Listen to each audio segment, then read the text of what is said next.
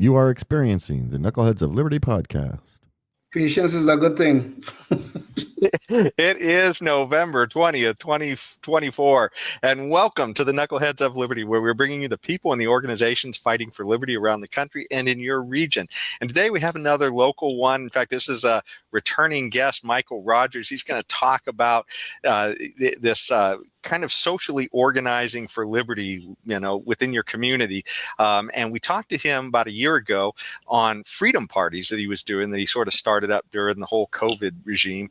And now he's kind of morphing a little bit of that. He's still doing the freedom parties, but he's got this new thing called the Formidable Gentlemen's Club. So we'll talk with him about that a little more, so we can find out how the freedom party's going and all this social organization is going.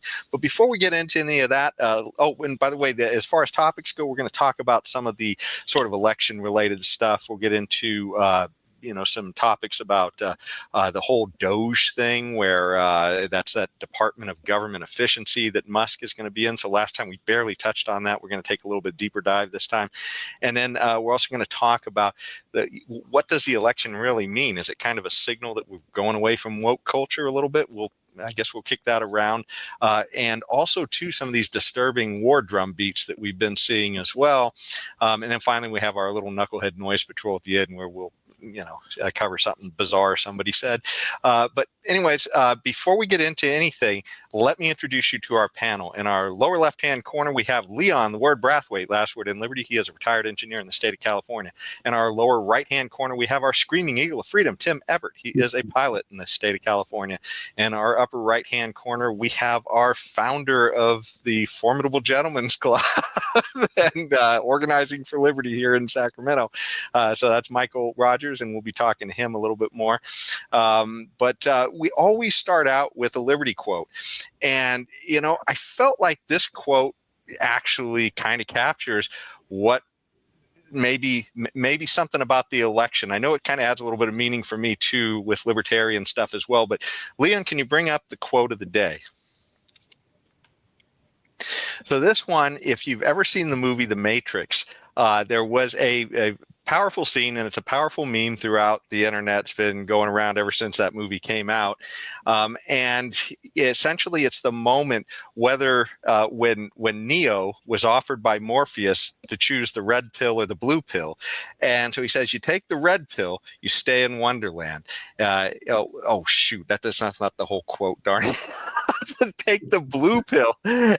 Okay, so it says take the blue pill and you go to sleep and you believe whatever you want to believe. But you take the red pill and you stay in Wonderland, and I show you how deep the rabbit hole goes. So this is putting this show together at the last minute, but I'll get this slide out there correct before we post later.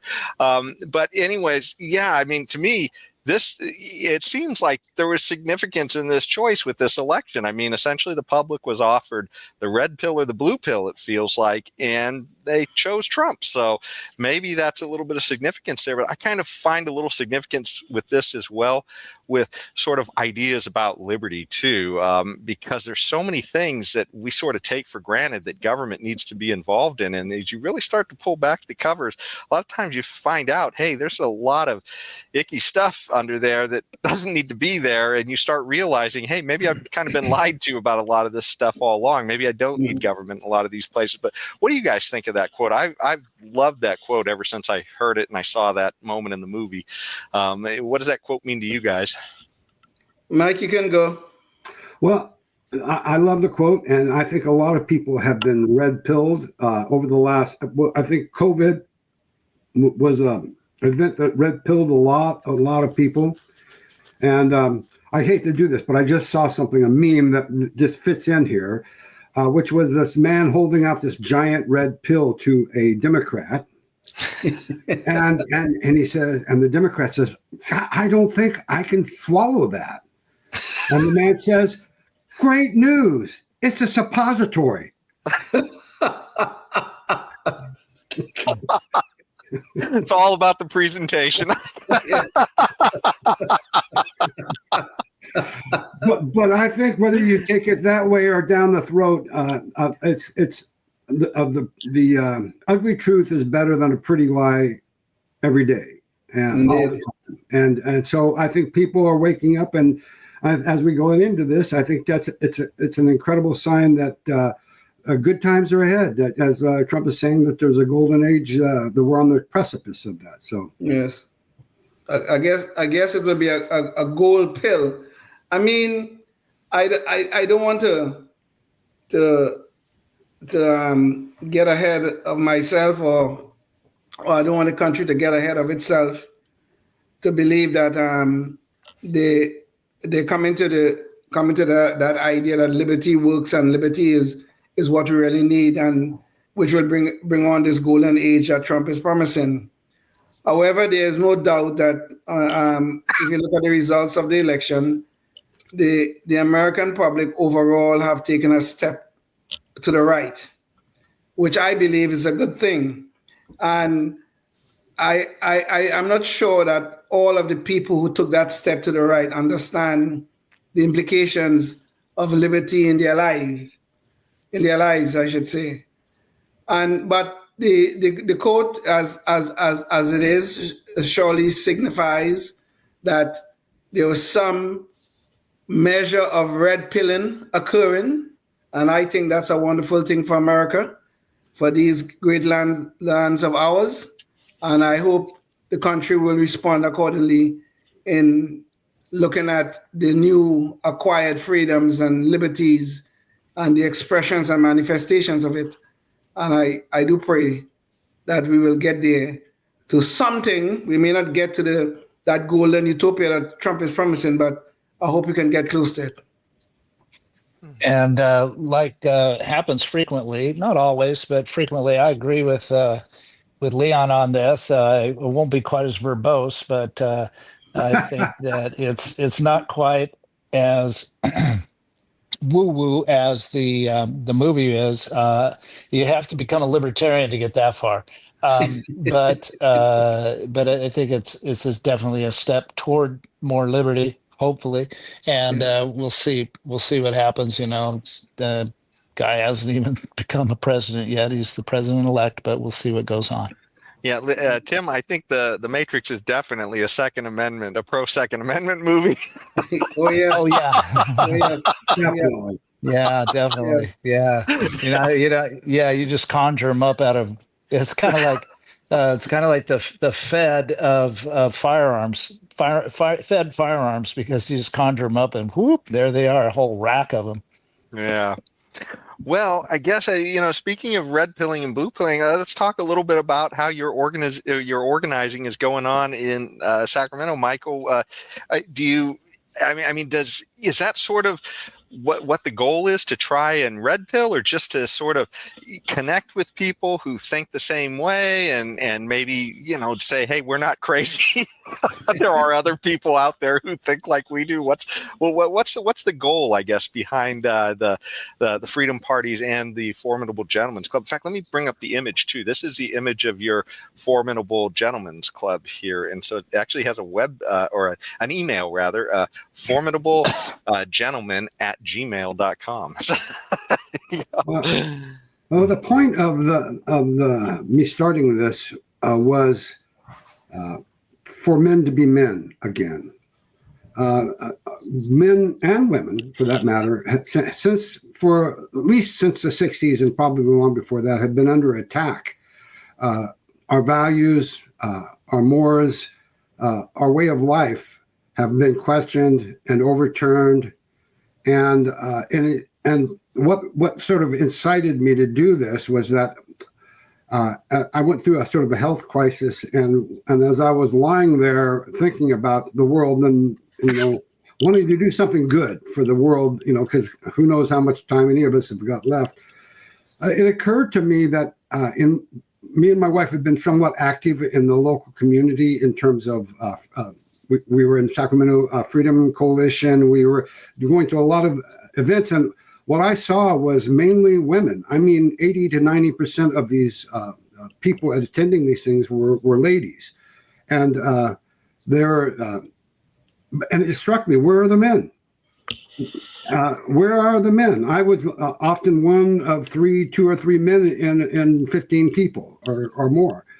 And I asked that question, and the women said, "Yes, where are the men?" You know, they had the same question amongst themselves. And it just occurred to me as I thought about all of this that the men and women, the women with feminism and then men with feminism, have had our traditional roles as head of the household, speakers of truth, providers, defenders, protectors. We're being robbed from us and especially the younger generations where they're confused about roles, and we see that most obviously with all this gender confusion. And so I just thought, well, you know, why aren't men standing up? And so I decided to form a men's group, and so this is what was the inception of Formidable Gentlemen, and. You know, I had about 8 friends that I brought together that I knew were of like mind, but not necessarily ideologically the same, but at the minimum had thick enough skin that they could hear what each other had to say, and not, you know, get upset and walk out the room. And so I began to talk to men and ask them how they felt about these things, and you know, and the fact that the culture, our current culture, is calling men masculinity toxic. That was introduced via toxic masculinity. Toxic masculinity, which is kind of emblematic of the whole thing. They don't want us to be men, because you know, a friend of mine told me, he says, "Mike, how do you tame a herd of animals? How do you tame it?" And I said, "Well, I don't know." He says, "You castrate the bulls. Then you can move that herd anywhere that you want." And that really stuck with me. That was a precursor to my revelation. Isn't that the new California motto? Castrate the bulls. I think that has been in the works for decades. Is to castrate the men, to keep men passive.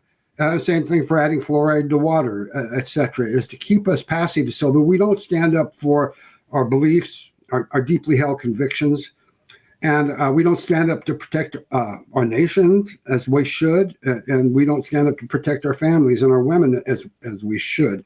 Not to say all men, of course not, but I mean, this is something that's descended on our culture that has really caused a lot of disruption, especially in young men's minds, about their role in our society and in the family. And so basically that's what drove me to form this group. And Formidable Gentlemen is formidable. We're formidable. We are strong. We are not going to be put down, but we're gentlemen. We're going to be gentle about it. We're not brutes, but we're going to speak our truth. And that's, you see that we speak truth.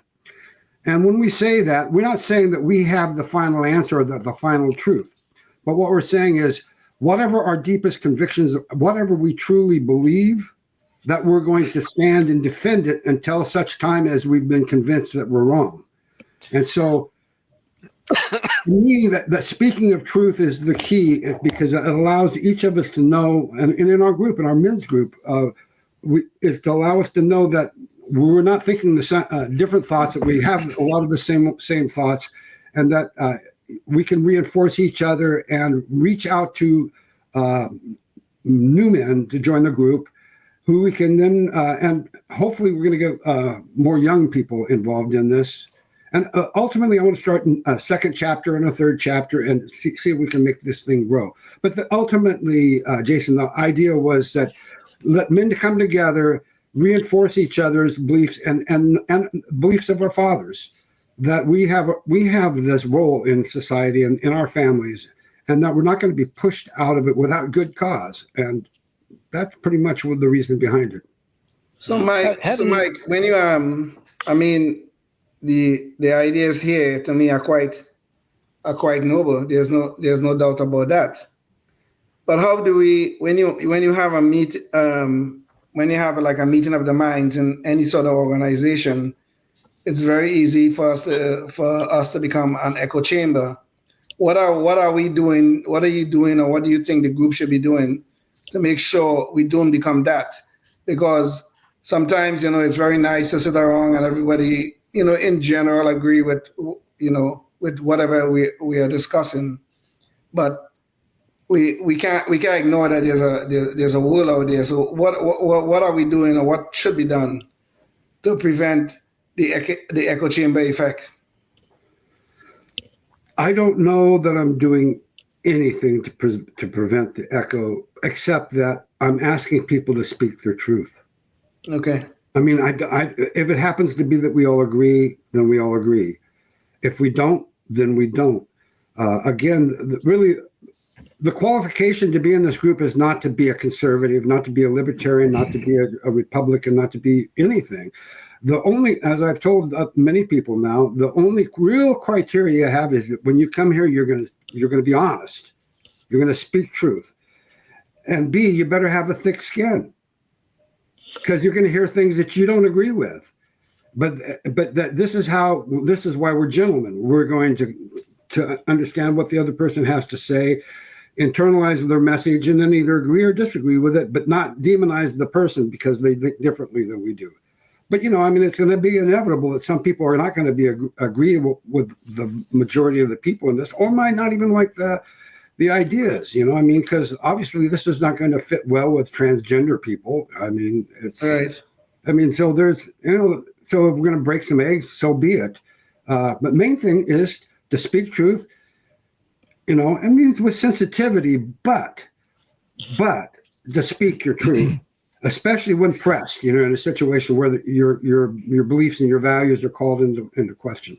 Yeah, So, it does. I hate to think of the idea that transgender people wouldn't be able to fit in at some point, but it does feel like a little bit of the concern is castrating the bulls. It seems like they might be a little bit for that, or at least not have a problem with it, maybe.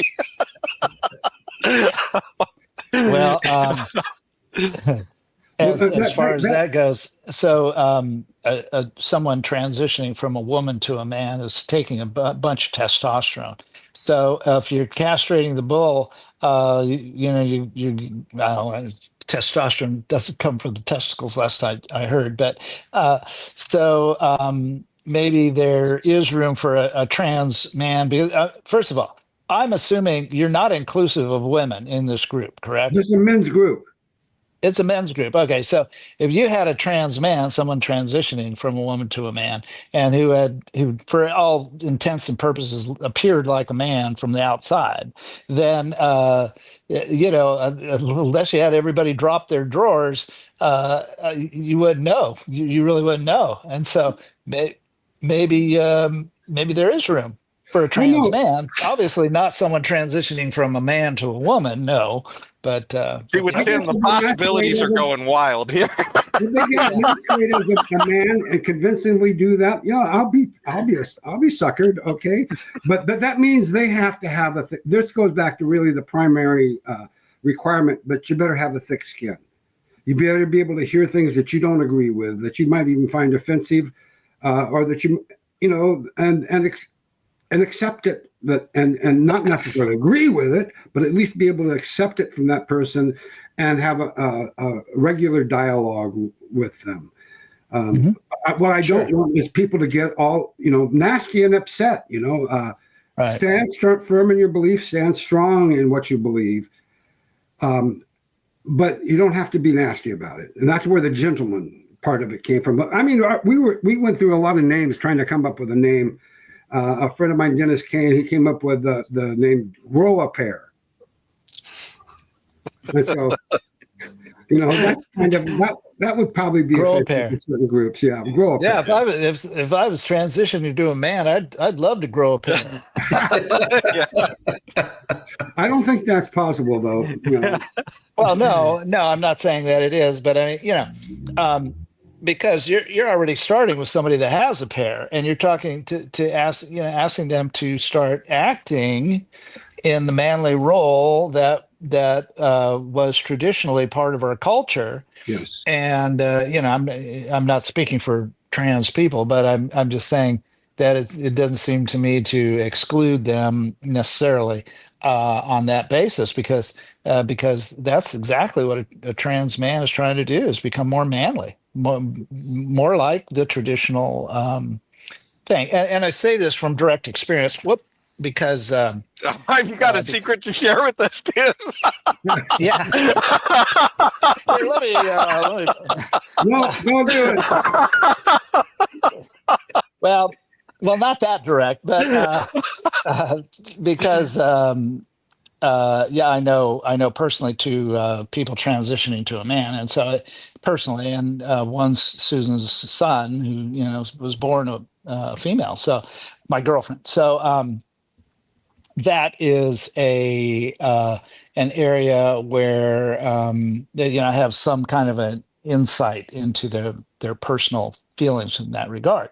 So I just don't see anything wrong with this person or these two people because they look awfully manly at this point.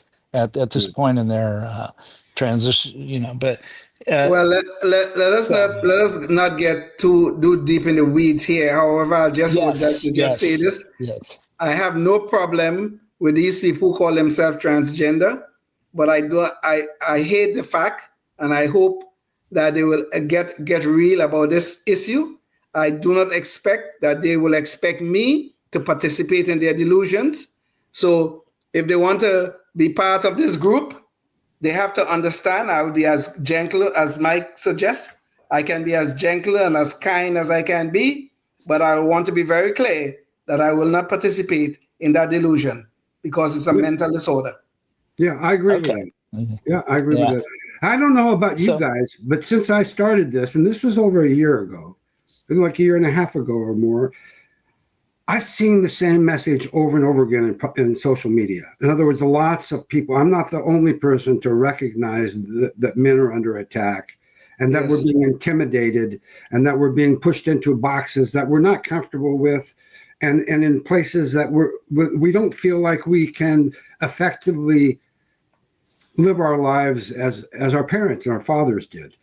And so I'm seeing this all over the place. I'm seeing it in different YouTube channels and men just being unapologetic about being men and sometimes not being gentlemen about it, like we're trying to be in this men's group.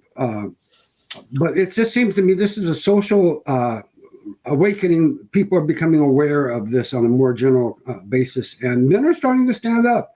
I don't think I have anything to do with it. I think it's a larger societal movement that we're all coming to we're getting the same information, the same data is flowing in, and we're all feeling a lot of the same stuff. Like, I don't know how to act in this situation anymore. Indeed. I don't know how to act with my wife anymore. I don't know how to act with my kids anymore.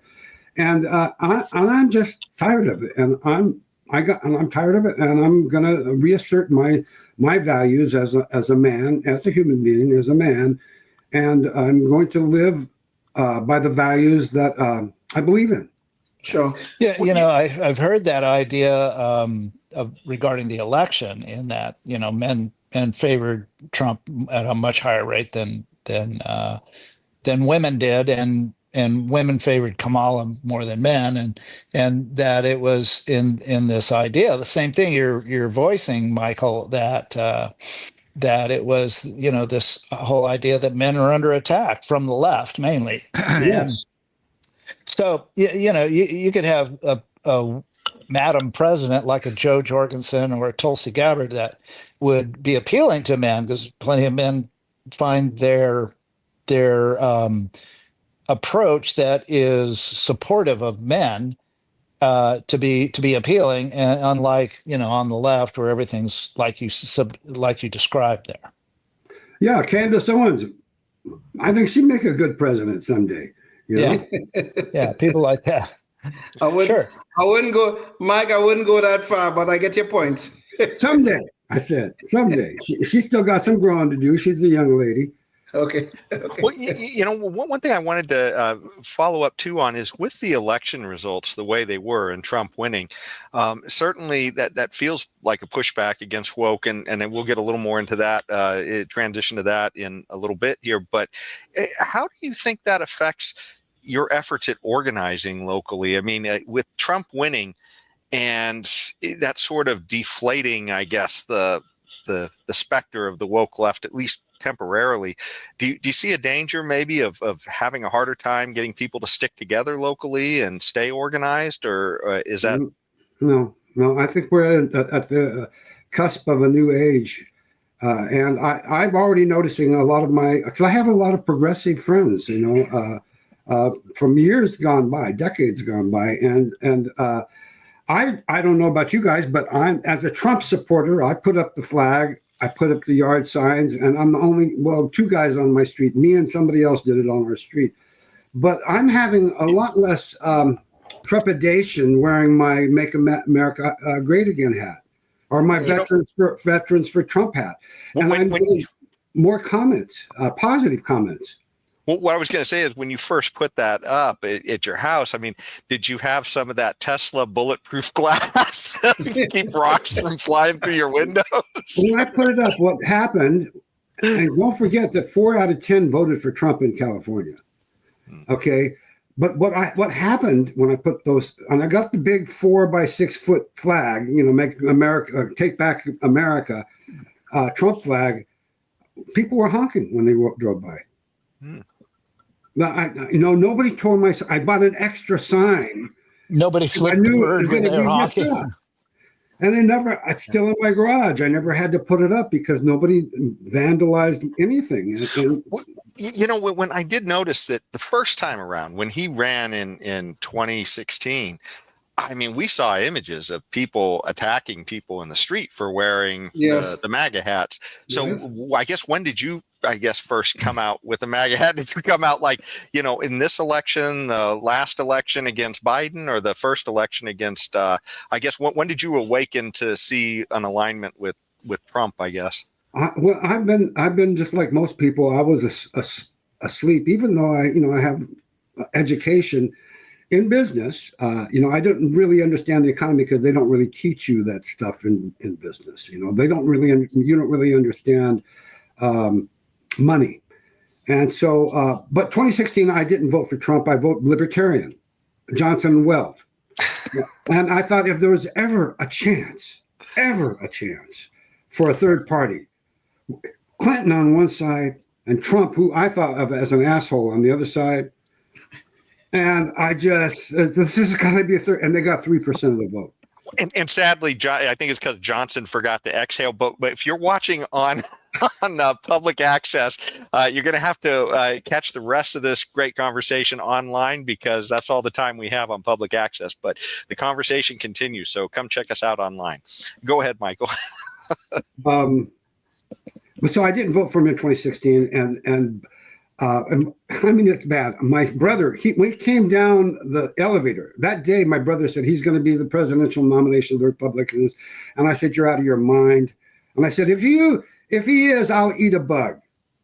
And of course he was, and I ate a bug. It's on YouTube if you ever want to watch it, because he lived in another state. Well, what kind of bug did you eat? My wife bought it for me down in Old Sac, and it was a cricket covered in chocolate. Okay. It was not good. I could tell you it wasn't good. And the legs got caught in my throat. It was bad. It was bad. But did you feel like you helped the climate a little bit when you ate that bug? With some wine, I think that should be, to join your group, that should be an initiation procedure. Prove you're serious. I didn't like Trump, but I said there on that video to my brother, I said, I'll give him a chance. I don't like this guy, because all I knew about what I saw on TV, and I didn't even watch TV. It's just, you're fired, that kind of stuff, Yes. So I didn't know much about him, but over the next 4 years, although I still didn't, I found much of what he said cringeworthy, I also liked what he did. His actions spoke louder than his words to me, and his words weren't bad. They were just insensitive, and I'm got over that too. That's part of my men's group, is to accept that other people aren't going to think like I do or talk like I do. But so when 2020 came around, I was already I was on the Trump train. But even then, I didn't think that our elections were rigged, or that there was a problem with our elections. I thought we were honest. I thought things, I thought our country, we were the good guys,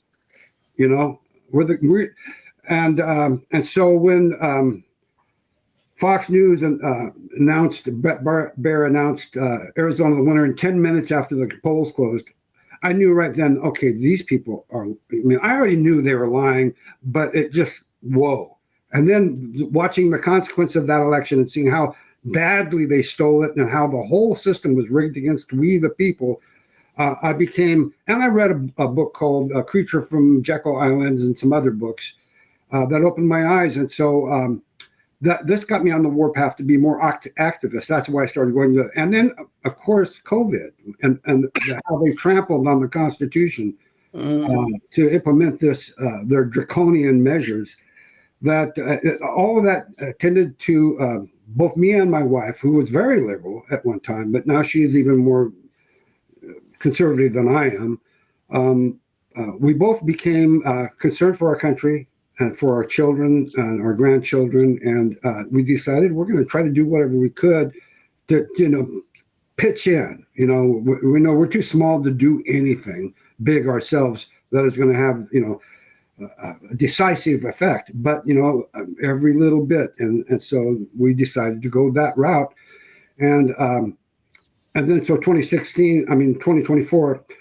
The difference between that is I knew that they were going to cheat, and everybody knew they were going to cheat, and I prayed to God that they did, because I thought there's too many people looking this time. We'll catch them, then we'll hang them. Yes, yes. Well, It's still. I'm sorry, Jason. Go ahead. No, well, no. I just wanted to start transition to the next one, but if you have another comment on this one, then no, I was just going to say about Mike raised the idea of cheating. Well, right now as we speak, they are still trying to steal a senatorial race in Pennsylvania. Yep. The race have already been called by everybody, but the Democrats are still trying to steal. They're even trying to count illegal votes in Pennsylvania as we speak.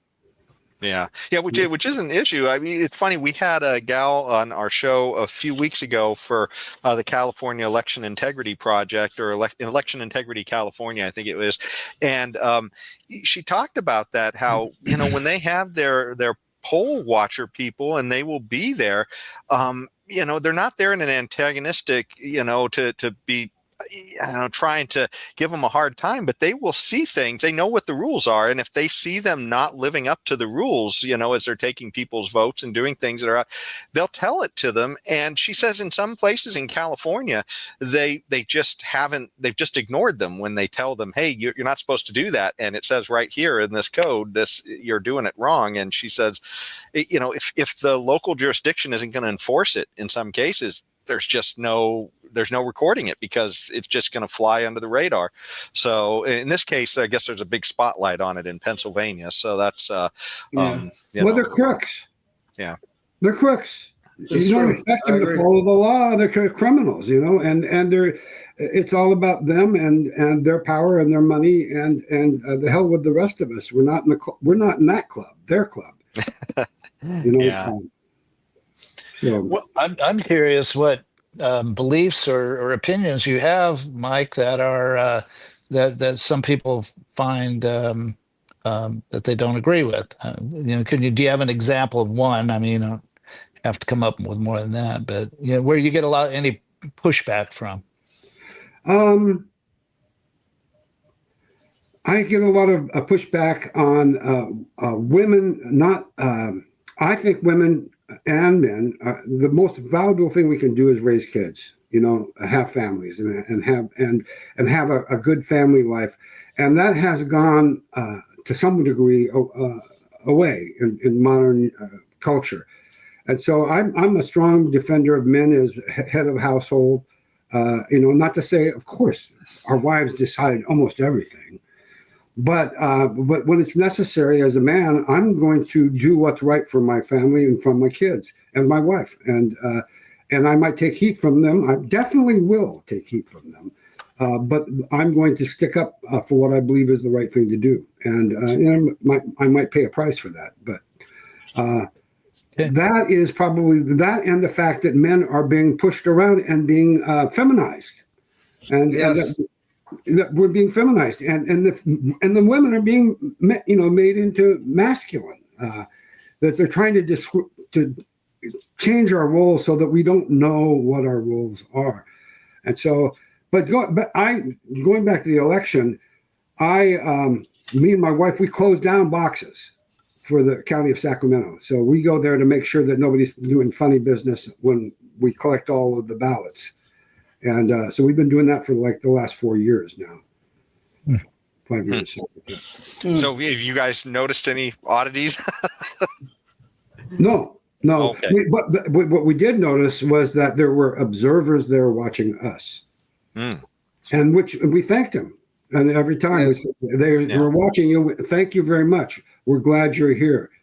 Because that's what it takes, the citizenry, the public, to get involved in this stuff, to make sure they don't cheat on us. Because, boy, they are. In the end, it's all as good as the trust that we put into it, and so if we can't trust it, then it's not gonna be a very good endeavor. This whole trust but verify thing. Trust but verify. Exactly, trust but verify. Yeah. But Jason, if you could just allow me one second here, I want to. We're not going to get to anything else, Leon. We'll move along. We're not going to get to any other topics, Leon. Go ahead. All right. Well, let's shift to the woke topic of what was happening with the end of the election here. One of the things I wanted to bring up is a little out of order, but I think it flows in with what we've been talking about. And, Leon, maybe you could bring up the visual. So, when we talked about that red pill, blue pill slide, at the beginning of the conversation, I think this has really been called out by some pundits out there recently. I mean, there's an awful lot of Democrats now who are, it feels like maybe they got a taste of the red pill and they realize that their blue pill is kind of sucked. That's the best way to put it. I'm not sure, but Bill Maher seems to be kind of a shepherd of that group, and with his show, I can't even remember it's called. Real time, and we actually had a few clips from a recent talk he gave. He had just a blunt message to Democrats where he feels like the wokesters really derailed their campaign, and he does not like Trump. I mean, he is not a fan of Trump. He's been feuding with Trump forever. But the bottom line is, he sees that there's some huge problems in his own party, and I think this particular talk had some interesting aspects of that. So, Leon, could you play KOL number 3? In the one concession I've heard a few people on the losing side offer, that liberals should stop saying the Trump voters are stupid, comes with a kind of unspoken parentheses. We know they are stupid, just don't say it.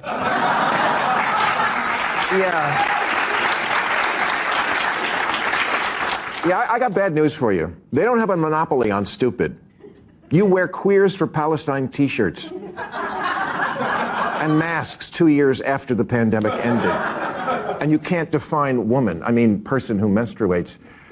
You're the teachers union education party, and you've turned schools and colleges into a joke. You just lost a crazy contest to an actual crazy person. And he really doesn't like Trump, so he's very upset that his party has found a way to lose to Trump. But it's just, it's hard to deny any of these truths. I think we all have seen this. It's just that the people in the Democrat Party haven't really been seeing it until maybe this election. They're kind of starting to see it. There's a few other clips, too, we have of that talk. It was such a good talk. I wanted to show a few other spots from it.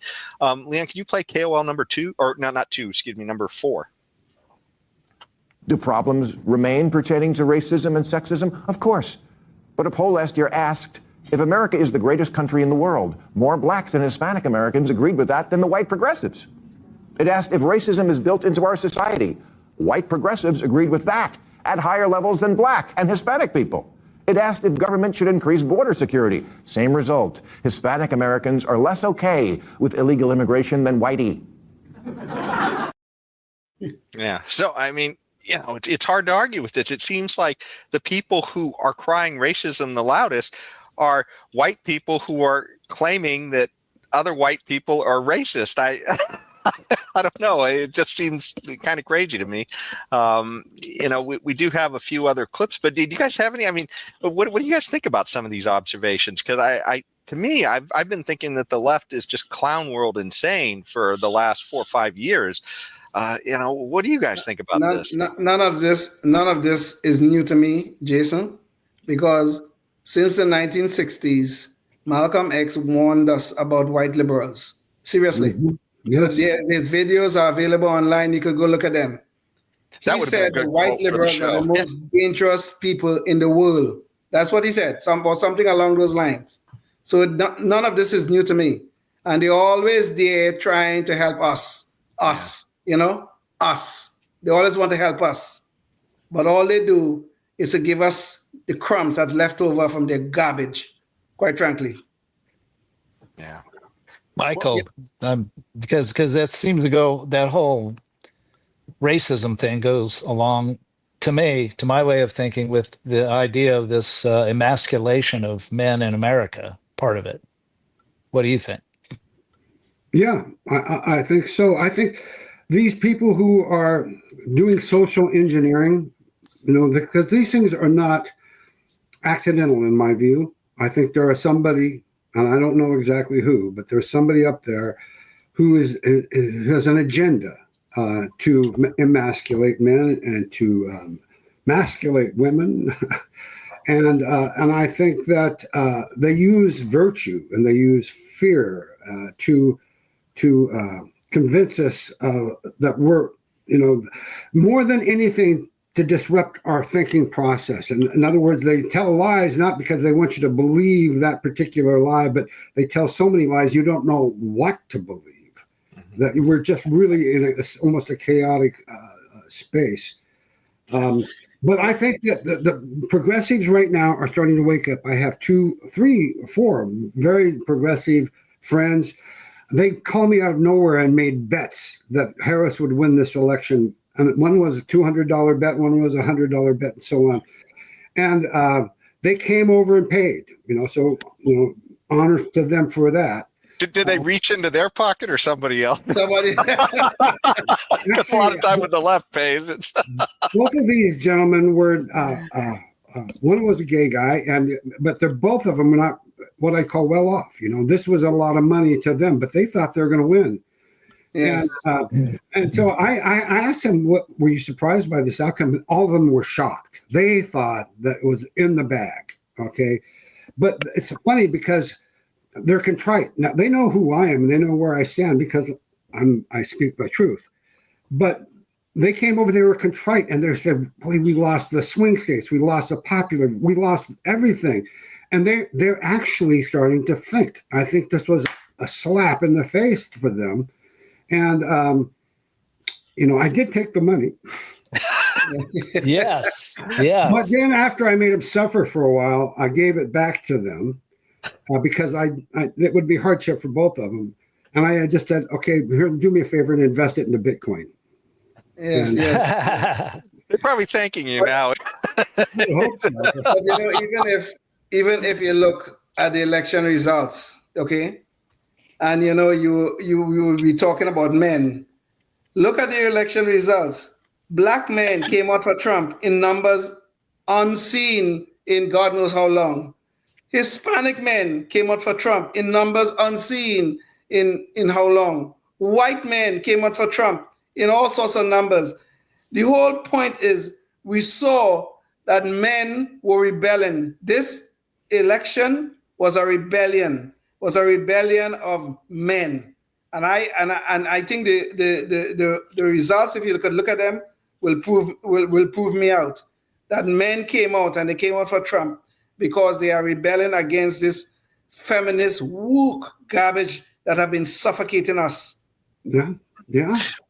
There's one more clip I want to show. I'd had 2, but I think that one more will make the point. But Bill Maher talked about as well a congressman who was sort of waking up to some of these ideas on the left, and he had to fight with his own campaign manager, who I guess went I don't know whether woke-tard is the right word or whatever, but and just threw a fit when he made a stand. But Leon, maybe you could show KOL 6.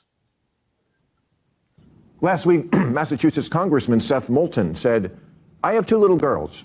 I don't want them getting run over on a playing field by a formerly male athlete. But as a Democrat, I'm supposed to be afraid to say that." Yes, there's the problem in a nutshell. Because Congressman Moulton sounds reasonable to me, but his campaign manager immediately resigned in protest. Let me make this as plain as I can to the smart people. The campaign manager who resigned, yeah, let that person go. Marginalize that guy. Try making too woke be a cancelable offense. So, and I feel like that's a huge takeaway to me, at least from this whole election. That really speaks to a formidable gentleman. That's what I'm trying to say, is we should not be afraid to speak the truth.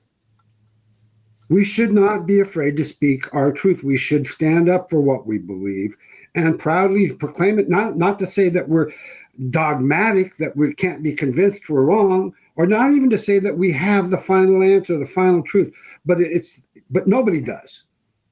Nobody does. But what we have is our deeply held convictions that we thought it through. This is what everybody's got to have a guiding star to follow in their choices. You got to have something out there. Otherwise, you're just going to stay in the same place. And that guy saying, "I'm afraid to speak the truth," is exactly what this is about, is to give our men the courage to speak up and speak their truth to power to anybody who is attacking our values and our way of life. And unless they can convince me, I'm going to continue to speak, And so that really was a great quote a great clip that sort of gets to the heart of what I'm trying to do with this club, which is just to get men to stand up and be men. I mean, if we try to live by some set of universal standards, one of them being that facts and truth must be able to survive scrutiny, I think we'll be all right. So that whenever anybody comes with anything, sure, we can debate it and all that kind of stuff.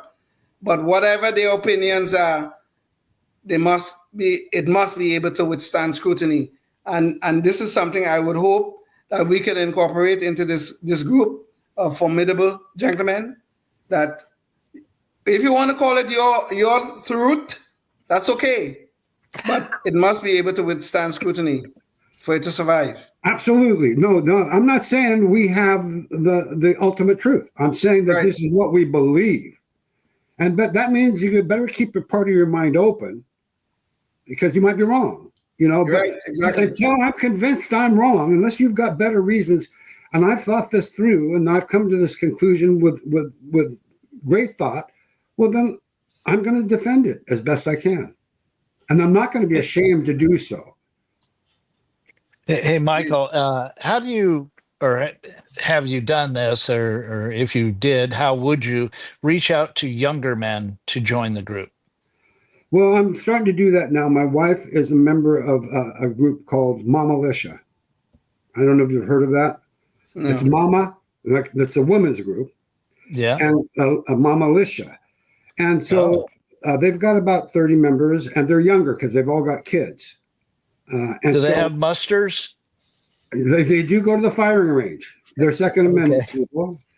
They do go to the fire, but they do a lot of canning. They do a lot of the traditional women skills and learning women's skills that really support us. We all know how important women are to our lives. I mean, we couldn't live without them. Those wonderful, beautiful, marvelous creatures. And they're strong, and they're so. One of the things I'm going to do is I'm arranging now to go into this group and make a presentation and invite the husbands. Is one thing. And then, but it's got to be pretty much organic, person to person at this point. I'm not in the position to spend a lot of money on advertising, and nor do I want to. I want this thing to grow more or less organically, bit by bit. Got another couple of guys coming. We had a new member last time. Got another new member, I believe, is going to be here next time. 2 members, actually, new members. So that brings us up about to 16 people. And we started out with 8, and so it's growing. And we expect that I expect to go pitch this to groups of that would be of a younger age, because everybody I know is like a bunch of codgers. Yeah. Well, Okay. Of course, your group. I'm a codger myself. Yeah. Yeah. Right.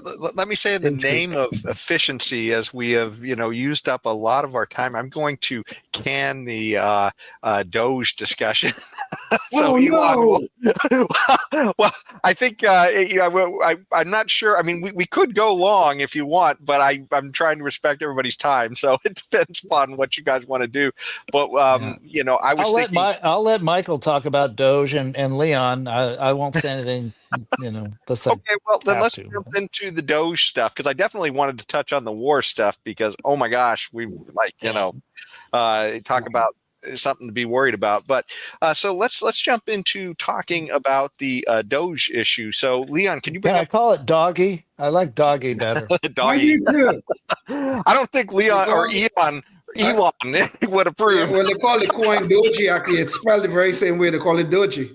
Leon, did you know that your name and Elon's name are kind of got all the same letters? Same number of letters, and if you I just wrong or whatever, you could get Leon. Yes, I know. Maybe I could get wealthy like him. There's an actual term for that.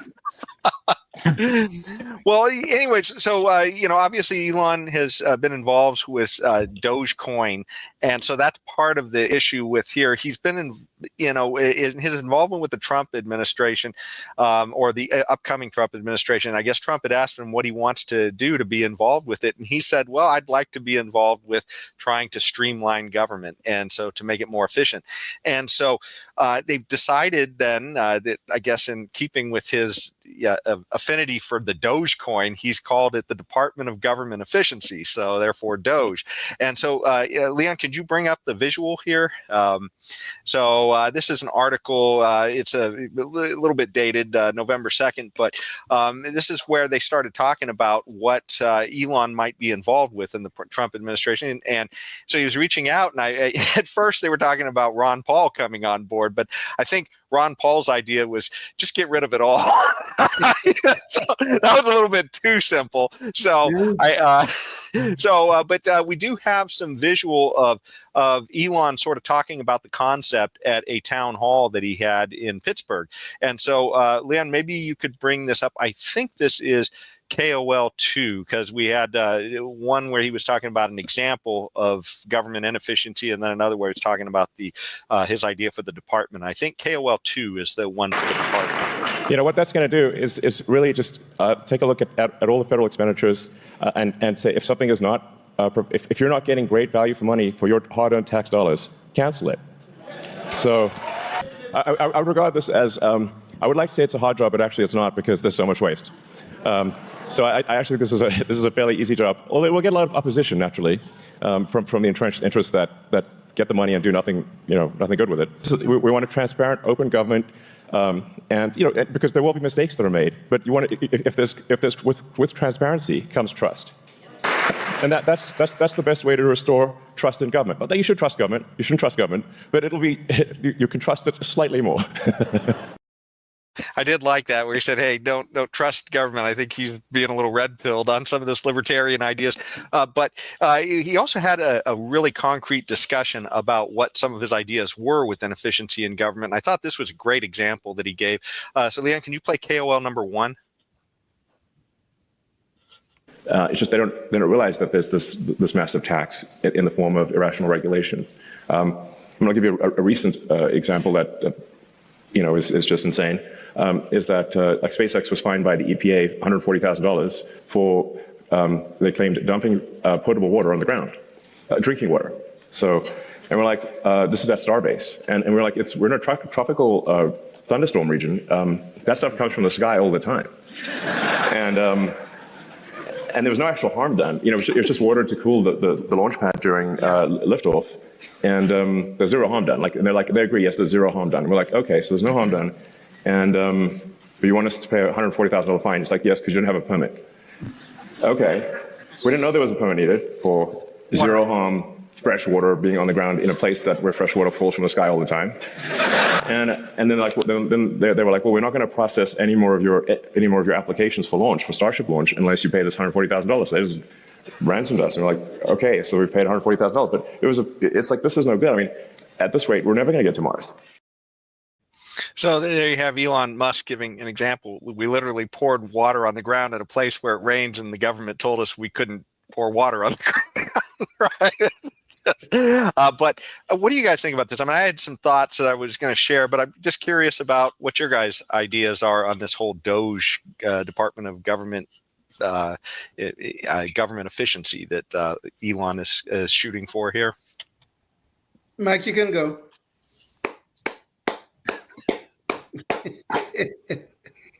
I think it's fantastic. Him and Ramaswamy are businessmen. They're not politicians. They're rich. Musk is not the richest man. They call him it, but the really richest they don't show us. But he's rich enough that he doesn't care about money that way. And I think they're going to do one hell of a job. He cut Twitter by something like 75%, and it's working better now. Look at, I worked for the state for 2 years, and it was inefficient, terribly inefficient. And I know that they're right, that there's a lot of fat that needs to be cut. And I just applaud it. And I think these are the right guys to do it. I think Trump, who is, by the way, a manly man, if nothing else, he's setting an example for these young men, on how to be a man and not to be afraid to say things that might offend other people. He's certainly a bull in the china shop is probably a great description of Trump. Yeah, but as Americans, we have that right. We have the right to be jerks. We have the right to be wrong. We have the right to be offensive. Not to say that people will give us pushback, but the Constitution gives us the right to speak and say, and even lie if that's what we want to do. But I think these guys are intent on I think we're at a cusp of a new age, and that we're going to see some really fundamental changes happening here. At least I pray to God. I pray to God that this goes through and that they're not impeded to such an extent that they can't get it done. But I have a feeling if you look at his cabinet and you look at the people he's aligning himself with, we're going to see something that we have not seen in our lifetimes. And I'm all for it. Indeed. So while Jason, I know you want to get to the obvious contradiction, the inherent contradiction here, in that you're creating a government agency to make the government more efficient, and that is a clear contradiction. I accept that. Okay. What is different, I think, though, about this particular Department of Government Efficiency, even government efficiency is somewhat of an oxymoron. But what is different here, to me, is the people who is going to lead this department. And just like Mike said, 2 billionaires, well, Ramaswamy is not a billionaire, but he's probably close to it now. 2 guys who don't care about where their next paycheck is going to come from. 2 guys who are not going to be looking for a K Street job when they're out of government. These 2 guys have money to burn, and to burn for several generations. So I think their interest will be just like Elon Musk said, to make the government more efficient and to make the government more transparent. I know it's more difficult for him to do the things he did with Twitter, and well, it's now X. It's more difficult in the government to do those sort of things. But I think their intentions and their actions will prove out to be a very good thing for this great land of ours. Yeah. Well, I certainly agree, Leon, with the concept. I mean, I'm just a little more like Ron Paul. I'm looking at entire departments and I'm saying, I don't want to, figure out whether or not they're using the toilet paper efficiently. I just don't think that department should be there, period, on some of these. And that's, I think, where it gets down to principle a little bit. And Leon, maybe you could bring up a visual. And this is one of the, I guess, contradictions that I guess you were kind of alluding to. And it's the idea that this sounds like a great idea, this Department of Doge, but we already have essentially inspector generals in almost all of these departments that they're talking about. And this is the Council of Inspector Generals. They've got so many inspector generals, believe it or not, now that they need a council of inspector generals. and there's apparently now, as of I believe it's 2023, there are 72 IGs across the federal government. And that doesn't include all the ones in state government either. And that's the whole mission of these inspector generals. And they're doing a terrible job, obviously. It's because they're bureaucrats. Sure, absolutely. They're bureaucrats. They're put in there by government. And with these two guys, like Leon was just saying, I call it, they've got FU money. Yes. Yeah, exactly. They Sure. have Yes. FU money. And so that means you can't bully them. You can't buy them. They're going to do what they think is right. Now, whether they can implement it, but I think with Trump behind them, I think there's a darn good chance. They're not going to get everything, but I think we're going to see a massive change. Well, but Michael, this is the only thing I'm hoping for. I'm hoping that some of the principles of people like a Ron Paul will come through here, and we will have essentially some kind of a principled test of saying, hey, look, should this even be in the government's purview, and then just be able to eliminate whole swaths of government. Because the problem is, if we just are trying to say, hey, I don't like this little rule here, I don't like that little rule there, well, maybe that even works when we have a star like Elon and Ramaswamy in there. But eventually they're going to go away and they're going to be replaced by bureaucrats. I mean, the good king doesn't, stick around forever. And then we've got essentially just one more inspector general over all the other inspector generals at that point, which just seems like a Band-Aid on top of 72 other Band-Aids. I mean, they are talking about eliminating the Department of Education now. Yeah, no, I like that. They are thinking along the lines that you're thinking. Mm-hmm. Yeah, no, that is the one promise. And believe me, if I see a whole department get eliminated, I mean, that was one of the things, Musk, I didn't get that clip, but he was talking, I think, with Joe Rogan, and he said that he put into AI how many federal departments are there, and AI couldn't give them a number. It's like they lost track of how many different departments there are. And I mean, there's just so it's funny. I mean, we hear that issue about laws, right? There's so many laws on the book that we don't even know when we're in violation of a law. Like he didn't know he was in violation of dumping water on the ground to cool his launch pad, right? I mean, just, insanity. So that's yeah. So anyway, so that's my only concern, is that we don't get carried away and think, oh, this will fix it. We got this one new patch and that'll fix it. But man, if we don't get down to principles, it's not gonna, fix it long term. It's, just hoping that, the gut feelings of Elon and Ramaswamy aren't enough to fix the big beast. Jason, getting back to our discussion last week, the principles will be the U.S. Constitution says what the federal government can and cannot do, and if they fall outside those boundaries, then you could get rid of them. That's my principle. Yeah. What about you, Ken?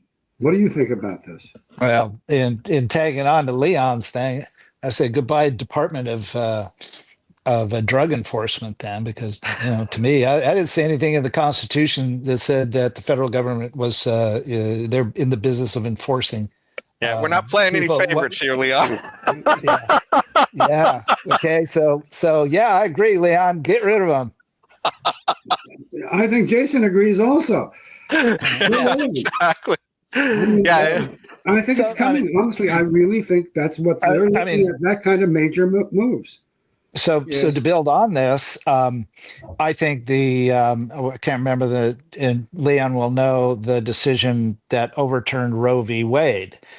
What was the name of it? Dobbs decision. Dobbs decision is indicative of future decisions where they're going to go, hey, wait a second, here's where that the Constitution gave federal government the power to regulate marriage, to regulate of any kind. It's all states.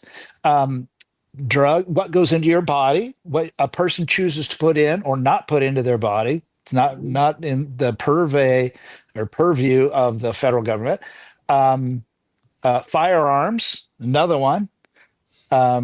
And remember, Joe Biden doesn't think you should be able to have a cannon, though. Although he Yeah, does think right. you should be able to shoot a shotgun right out your door. Apparently. Yeah. So, And right, shoot them in the leg if they're coming at you. Yeah. right. And then there was another. Oh, education. Federal government. What's the federal government doing in the education department? That's Indoctrinating. local. That's what they're doing. They're outside indoctrinating. of, yeah, Exactly. But they are indoctrinating, but they're not doing it under the powers of the Constitution. They're making up their own powers. So I think they ought to apply all this same stuff, and so get federal government out of all this crap they're not supposed to be in, and put it back to the states, just like they did with Dobbs' decision. You mean like the Constitution says? Yes, correct. Exactly. Yeah, if we followed the founding fathers too a little more, I think we might not be involved in so many wars, which does bring us to the last big topic of the show. And I don't know if you know it, because the media doesn't seem to be covering it like it's that important. Certainly Joe Biden doesn't, treat it like it's that important, but we have a nuclear power threatening us with nuclear war at the moment.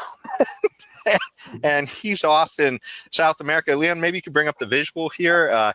So Ukraine apparently has been given some missiles by the United States that are long-range missiles that can target targets inside of Russia. And apparently they've been giving them these missiles before, but they've had them on a leash and said you can only fire them at targets inside of Ukraine. Well, now they're saying, have at it. You can fire at some of the targets in Russia as well, to which Russia isn't very happy. In fact, we have a video of this issue that kind of shows the current. I mean, it seems beyond the pale to me, but it's KOL 7. Leon, maybe you could play that video for us.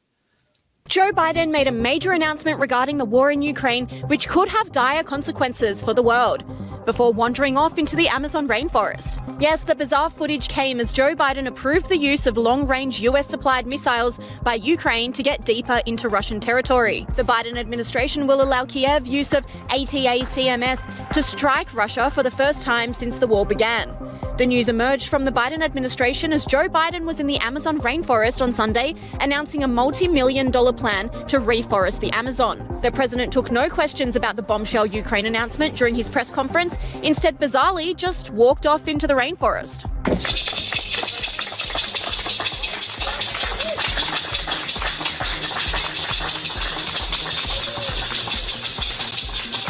President Vladimir Putin then responded to the news, not mincing his words and threatening to use nuclear weapons in the war. In the updated version of the document, aggression against Russia by any non-nuclear state, but with the support of a nuclear state, is proposed to be considered as their joint attack on Russia. So there you have it. That's kind of where we're at. And I'm almost wondering, it felt like, kind of a good moment with Trump getting elected that might defuse this war, but will he even make it to office before this whole thing blows up?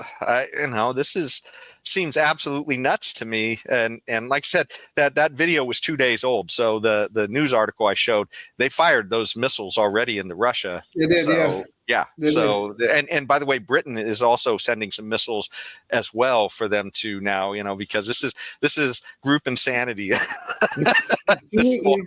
So, yeah. So anyways, I kick this to you guys. I mean, I think this is absolutely alarming, and certainly says why we shouldn't be playing policeman of the world when our policeman is Joe Biden. Anyways.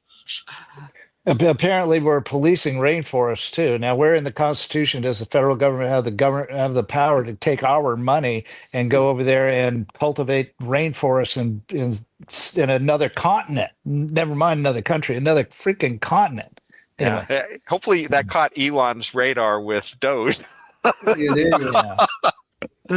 Well, it might not matter after the thermonuclear weapons go off over the rainforest, and at that point it's a kind of may not point, right? Yes, but my feelings on this is that I think that the world has matured in many different ways over the last decade or so, and that I didn't really understand what a false flag was 15 years ago. I didn't understand how all that stuff worked, and like 9/11 or a lot of other things that have gone down. But now a lot of the people understand that we're being manipulated, and that includes these world leaders like in Iran and in Russia, and so they're being manipulated. I think they're poking the bear. That's appropriate. Poking the bear to try to start something. But I don't think that the bear is going to respond in the way that they want because they know they're being worked. And so my gut feeling is that they're going to respond. They're going because they have crossed a red line. We've crossed a red line with them. They're going to have some kind of response, and it's going to be deadly, but it's not going to be thermonuclear. They're going to have to do something. But I think they're going to wait it out, and I think that they're looking forward to a new administration where they can actually have a real conversation, and maybe get some real results. Because the administration we have now is totally. Well, they're inept. They're not even legitimate. So I think we're going to get through this. It is scary, but I think we're going to see a tempered response, and then I think we're going to get a new administration somehow.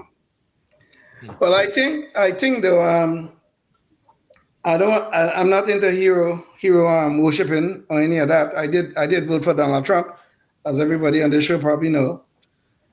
But the point is though, I think with Trump in office, well, not yet in office, but in transition to office, I think it's going to make a big difference in terms of the reaction of Vladimir Putin for this particular missile attack that Joe Biden signed off on. So even though, Trump cannot physically do anything right now, he's not president, but I think the aura of his reputation stretches far and wide enough to temper Putin's reaction to all this. So Mike, yes, I agree with you. I think he might do something, right? But I don't think it's going to be his use of nuclear weapons. I think he will threaten it, and he will probably threaten it again, but I don't think he's going to use it. Pray not. Yeah, true, definitely. All it takes is 10 thermonuclear bombs to go off on the planet to create a nuclear winter for about 18 to 24 months. And that means billions of people starve. Sure. So, well, can't have it. Can't have it. Even at that small amount, though, that's not what's going to happen. It's all the major countries, the United States, basically Russia and China, they have a use it or lose it policy, because if they don't launch everything is going to, the things they do have, they're going to lose them because they're going to be targeted. Every silo is targeted. And so, you've got submarines. Well, we do, but they don't. So it's just a use it or lose it. So when they start launching back and forth, they're going to launch everything. Everything. And so there's not going to be a worry about a nuclear winter because we're all going to be dead. Everybody's going to be dead. Yeah. Well, the sad thing is too, we had something similar that is kind of analogous with the Cuban Missile Crisis, where, this was on our doorstep, where Russia was trying to do things near ours. And somehow with some people who are big proponents for Ukraine, they don't seem to see the analogy. I don't know why of the whole thing with the Cuban Missile Crisis, because it almost fits to a T. But we had saner minds back then too. The people in the Kennedy administration, I'm not saying they were necessarily the best minds in the world or anything, but compare that to Joe Biden, who makes this announcement and he just sort of wanders off into the rainforest afterwards. Kamala, who would just talk about this being an unburdening of what has been or something. I don't know. I just, unburdened by what can be, or whatever it is. Unburdened. What has been. Yeah, that's a quote from Karl Marx, by the way. Yeah, that's literally a quote from Karl Marx. Yeah. Well, she's the one that made a statement in front of the United Nations prior to this, just prior to Putin invading Ukraine, that said that definitely Ukraine is for it to come into NATO, it's still definitely on the table. So as soon as she said that in an address to the United Nations, that's next day our couple days later is when Putin invaded Ukraine. So she's she's just right into that whole mess, and that's what they want. Yeah, and Jason, back in the Cuban Missile Crisis, Kennedy was a saner head, and he was looking at shutting down the CIA because they were involved in that Bay of Pigs operation, and that's why they killed him. Mm-hmm. They just took him out, and so we have to watch out. And they've tried on Trump now, twice? Yeah. So this is serious. This is serious, right? Business. Yeah, if I had a prediction to make, I'd predict that there's going to be some serious assassin, especially if Trump pulls us out of Ukraine or makes them negotiate peace. They do not want that. The powers to be, and so the powers to be are going to try to take him out. And, the warmongers. The warmongers. Yeah, the warmongers are going to try to. Yeah, they're making a lot of money out of this. I really don't think the warmongers are that stupid, quite frankly. Because if they do something as egregious as that, they're going to be held to pay for one thing. And I think though they'll make Donald Trump into a martyr. And they don't want that. Leon, I was going to say is they've already made him into a living legend. So maybe a martyr might be easier for them to take than a living legend. I wish I would have brought the visuals for this because he was at the the UFC, the Ultimate Fighting Champ things with Dana White recently. And it was, I couldn't believe, what you're seeing there. It's like after coming through this victory, he's going down, he's coming in. These aren't people who Trump paid to be there. These aren't people who these are people who paid a lot of money for tickets to go see a fight. And here Trump comes walking down into the arena with Tulsi Gabbard. I think Elon Musk was there. You had, I guess Kid Rock was there, and you had RFK. Mike Johnson was there. Yeah, Mike Johnson, the speaker. Although I don't. The standing ovation was for him. But the crowd went bananas. And it was like you're seeing essentially a Roman gladiator who's just walking into an arena and everybody's cheering for him. Nobody's being paid to do it like with Kamala.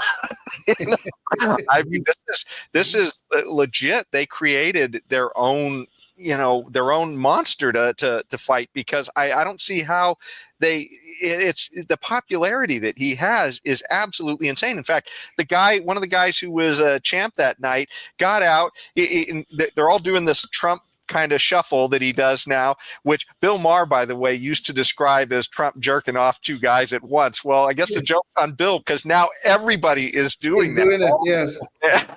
All the football players, everybody, when they score down, they're all doing this now, showing it's like they're speaking their truth, Mike.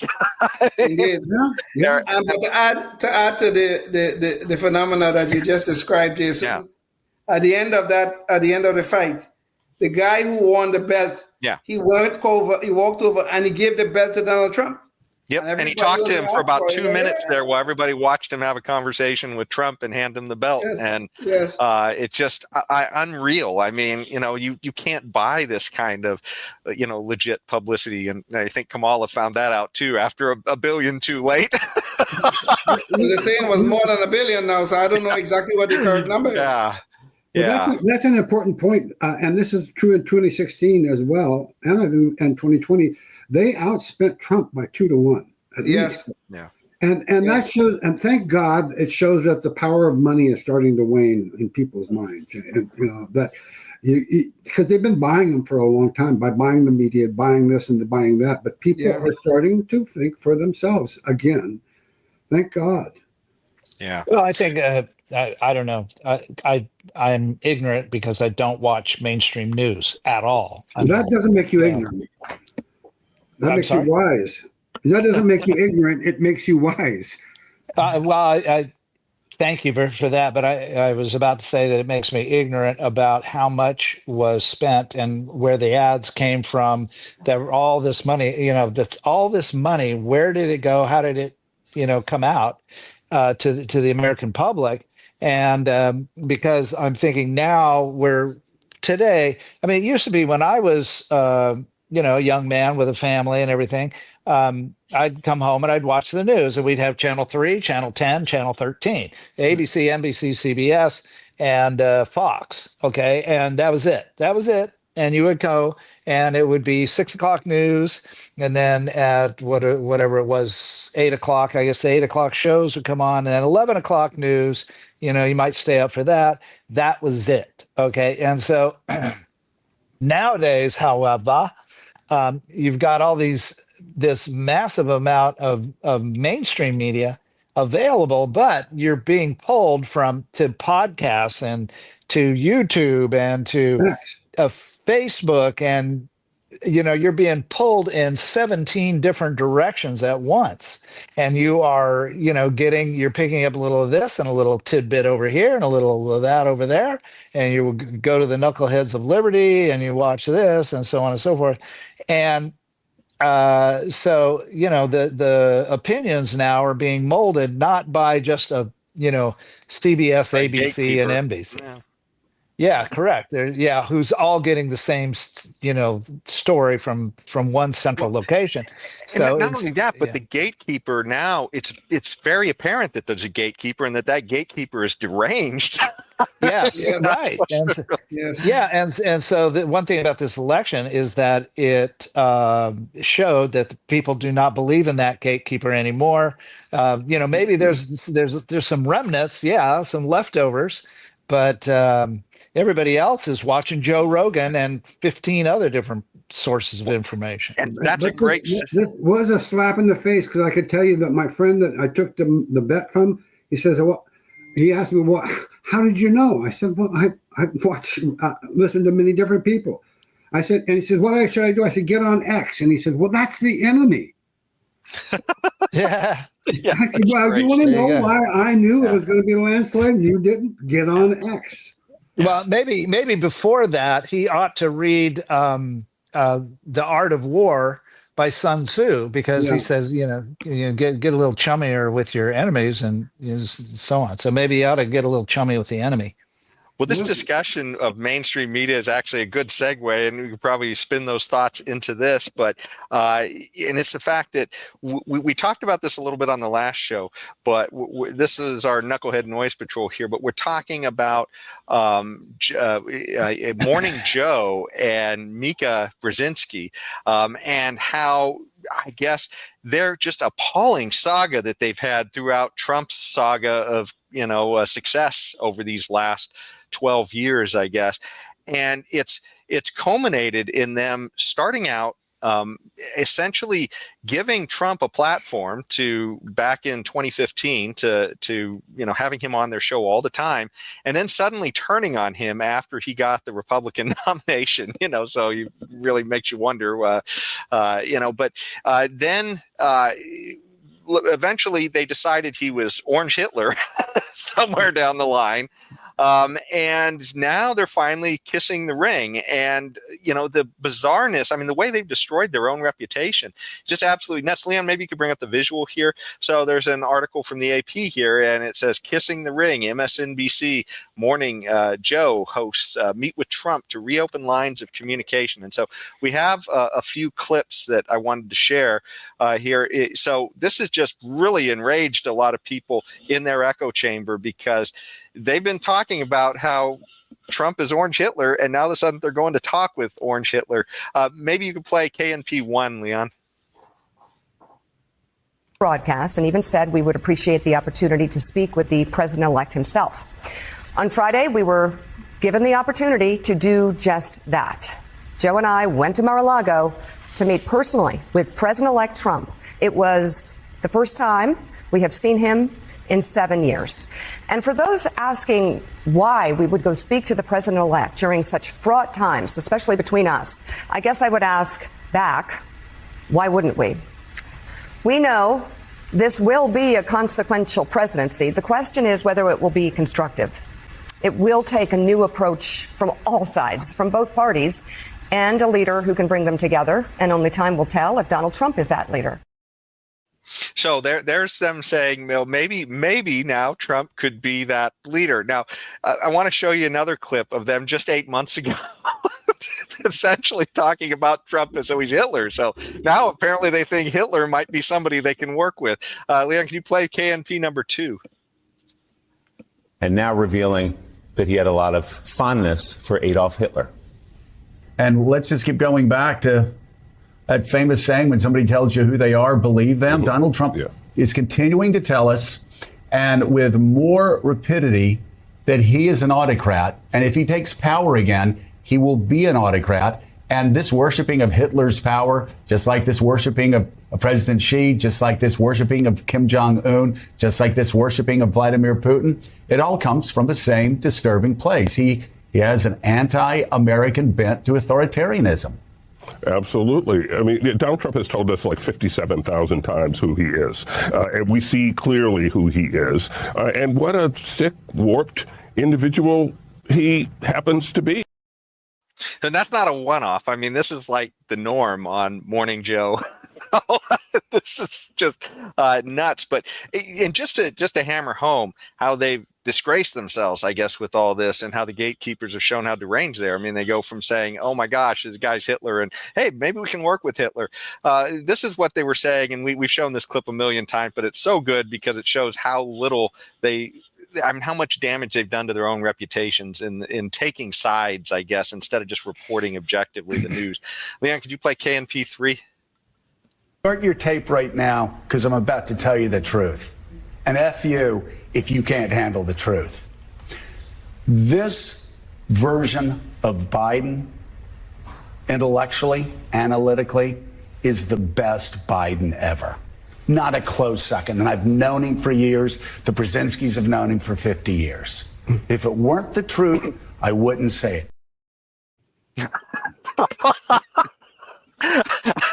And that in a nutshell is the whole, mainstream media, just the way they've just destroyed themselves and their credibility. And there's actually some consequences. And could you bring up the visual real quick? CNN is laying off hundreds of their people. I mean, it sounds like they're just, completely, having their ratings flop now because people don't believe them anymore about anything. And MSNBC is running into the same thing too, which is the home of Morning Joe. So anyways, I kick all this to you guys now, but I think that Morning Joe has encapsulated the collapse of mainstream media's credibility and all this. Well, they are clearly, and they have clearly lied and propagandized themselves into extinction, because I think Mike spoke about all the different ways we now are getting news, that these people who once had this prestigious position in our lives where they were supposed to be the objective dispensator of truth and news without their nasty opinions, they have now become part of the resistance, shall we say, the resistance to Donald Trump, the resistance to anything on the right, the resistance to liberty, the resistance to freedom. They have become that. And Joe Scarborough, who used to be a Republican, who used to be a man of the right, but suddenly he started sleeping with Mika and his brains went into his butt. Thank God for that. Okay. Yeah, I think basically they just lie, and it became, and they have a certain audience that believe their lies, like the people that paid me for their bets. But now those people are waking up. I mean, they've lost 50%. MSNBC since the election, 50% of their viewership has gone away. And it already dropped precipitously from the COVID era. And so basically, they don't count. They don't matter for much anymore. And those two people, how despicable can you get? I mean, Joe Biden is the best version of the man ever. I mean, really? I mean, so obviously, like even people that are stupid see it, Yeah. He's definitely got a credibility issue, that guy. So nobody believes him when he calls one person Hitler and the other person the best version ever. And like Jason said, now they're willing to sit down with Hitler. It's just nothing adds up. It's all they're opportunists. Yeah, they're going to take whatever comes their way if it's got a paycheck attached to it, and they're going to say whatever they're told to say. That's really obvious. Well, at least they finally got an interest in making some money. Give them that. Well, and remember too that after Biden was kind of forced out of office, when everybody else stopped believing Joe Scarborough on how wonderful Biden was, then suddenly Scarborough started talking about, well, I guess it was just time for him to go, and now Kamala, we got to get behind her. One thing after another. But even that clip where Joe said, "F you if you don't believe me or whatever," but he said that I would not have said it if it wasn't true, I would not have said it, or whatever it was he said. That is his just delusions of grandeur. That statement actually came out of the Bible. That was Jesus Christ talking to his disciples, talking about, if it wasn't so, I would not have said it. Okay, that's his delusion of grandeur. Yeah. Well, and I just, that clip, we morphed that together because it was happening around the same time he said it, when Joe Biden had that episode at, I think it was, oh gosh, what's the name of that one holiday that's not really a holiday? Juneteenth. Okay, so I guess it was a Juneteenth celebration that they were having at the White House, and I mean, everybody could see he looked like he froze, like it was Weekend at Bernie's, and yet not too far from that, Joe Scarborough was just saying, this is the best Biden ever. If you can't see it, then there's something wrong with you. And at some point, I mean, that's the media. I just, wow, that's where we've gotten. They have lied themselves into non-existence. Yeah, exactly. The absurdity of what they say has come home to roost. Yeah. And I don't think that there's going to be any going back. And this is so good because up until now, media has been largely centralized in these places. And we've always got from the central fonts of authoritarianism. Now we have all these citizen journalists and people like Joe Rogan, who just started out as like you guys, as a humble podcast. And it just, now he has more viewership on one of his podcasts than all of those guys put together. Yeah. Yes. Yep. Yes. That's the embarrassing thing. Fortunately, we don't, but give it time. One day soon. Yeah. Well, I guess I wanted to take it back full circle to your, Formidable Gentleman Club. Michael, if you had any words you wanted to say about it. And Liam, maybe you could bring up the visual again, the Formidable Gentleman. And by the way, I did have one observation while we were talking to all this. Maybe looking at this image, you could put that red pill, blue pill thing in the glasses. I was just thinking about that, Not everybody in the club is, like yourself, you're clean shaven. But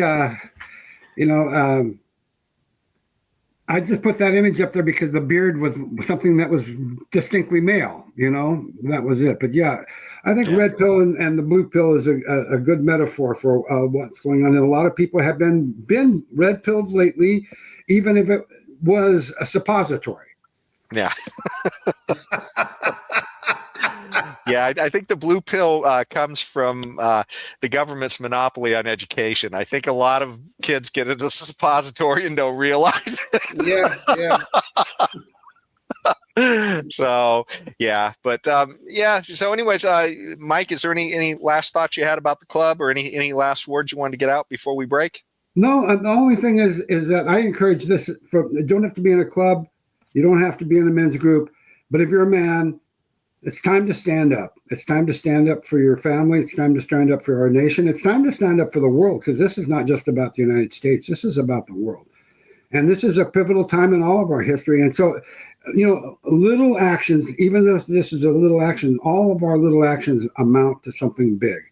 And I'm just encouraging men to speak their minds and do it without a fear, at least with courage. I mean, we're all going to have a little trepidation, a little fear. But I just want men to reassume their roles as truth speakers and as protectors and defenders and providers and all the things that our fathers did, Yep.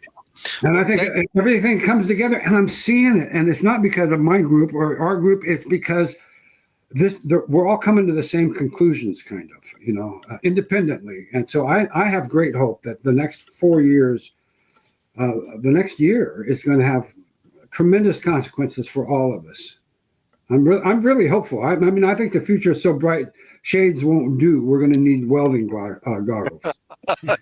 Well, that's certainly an optimistic note to leave on. So thanks so much for joining us, Mike. And if you're watching us now, think about, before the next show, think about what you can do in your community. I mean, Mike is standing up in his community, and we've talked to a whole bunch of people who are out there. They're looking after our elections, trying to stand up. They're people who are running for office. It's just a lot of people out there who are doing their part. And so think about what you can do to stand up for liberty in your community, because in the end, we've seen a lot of them. They're coming for our liberty, and if you don't stand up, you ain't going to get to keep it. So until next time, stay tuned and stay free. Thank you, guys. It was fun. Oh, yes, indeed. Life, liberty, and the pursuit of happiness, always and forever. Thank you for listening to the Knuckleheads of Liberty podcast. Find us on Facebook, Rumble, YouTube, your favorite podcast network, and at knuckleheadsofliberty.com.